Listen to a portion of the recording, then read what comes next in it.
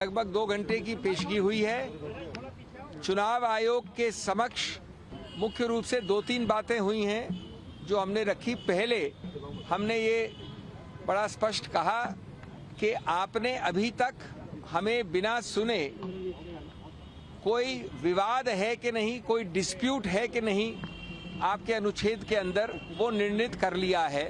वो गलत होगा। पहले हमको सुने प्राथमिक रूप से और फिर निर्णित करें कि कोई डिस्प्यूट विवाद है कि नहीं। दूसरा, हमने सुनवाई नेचुरल जस्टिस का मुद्दा भी उठाया।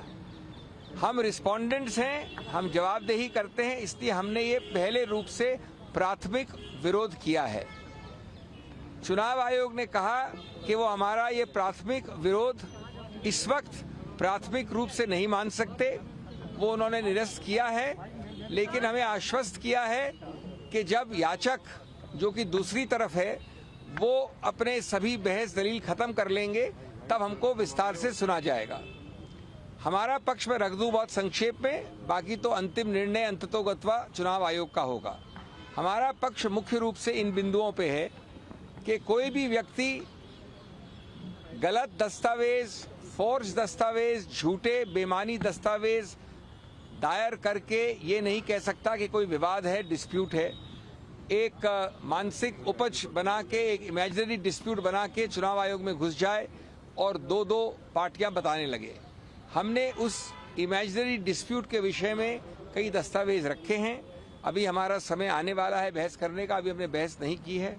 उसमें हम बताएंगे चुनाव आयोग को जो कि दस्तावेज हमने रखे हैं, अभी प्राथमिक रूप से रखे हैं, बाद में हम और विस्तार से रखेंगे कि कई ऐसे दस्तावेज हैं जहां की व्यक्ति की मृत्यु हो गई है, वो एग्जिस्ट नहीं करता है, उसको क्लेम किया है कि पार्टी का हिस्सा है। कई ऐसे दस्तावेज हैं जो पूरी तरह से हस्ताक्षर हुआ है एक्स जगह पे और वो व्यक्ति रहता है हजारों मील दूर वाई जगह पे। कई ऐसे दस्तावेज हैं जहां उसने लिखित रूप से कहा है कि न मैं जानता हूं, न मैंने हस्ताक्षर किया, न मेरे से किसी ने बात की, न मैंने ये हलफनामा दिया है, कुछ भी नहीं किया मैंने।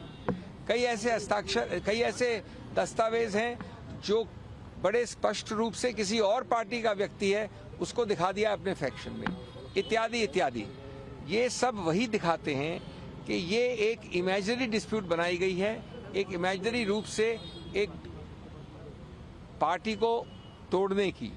आज दूसरा, एक तो बात ये हुई, दूसरी बात बहुत महत्वपूर्ण है। संघीय ढांचा जो है संघ का, ऑर्गेनाइजेशन का, उससे जो याचक है वो दूर भाग रहे हैं। उन्होंने 10 बार ये दलील की कि जो ऑर्गेनाइजेशनल स्ट्रक्चर है, संघ का ढांचा है, उसको हम नहीं देखना चाहते हैं। दूसरा, जो विधायिका का ढांचा है एमपी एमएलएस का, वो उच्चतम न्यायालय ने नकार दिया है सुभाष देसाई के निर्णय में। तो एक बड़ा रोचक नया टेस्ट उपज किया है दूसरे पक्ष ने, जिसका हम खंडन करेंगे, जिसको हम बताएंगे गलत क्यों है। उन्होंने एक नॉन एग्जिस्टेंट टेस्ट, एक बिल्कुल गैर कानूनी टेस्ट बनाया है कि आप सिर्फ एमपी एमएलए को काउंट कर लीजिए। यद्यपि उच्चतम न्यायालय ने कहा है कि जहां डिस्क्वालिफिकेशन की याचिकाएं लंबित हैं, वहां आप एमपी एमएलए काउंट नहीं कर सकते।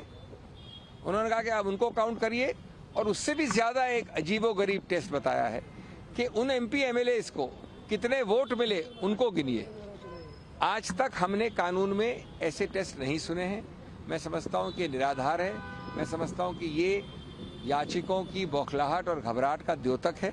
हम इस सबको डील करेंगे। मैं ज़्यादा विस्तार में नहीं कहना चाहता, लेकिन आज अगर एनसीपी कोई है, एनसीपी जो बनी, एनसीपी की योजना की, एनसीपी की रचना की, एनसीपी को बढ़ाया, एनसीपी का चेहरा वो मेरे साथ खड़ा है।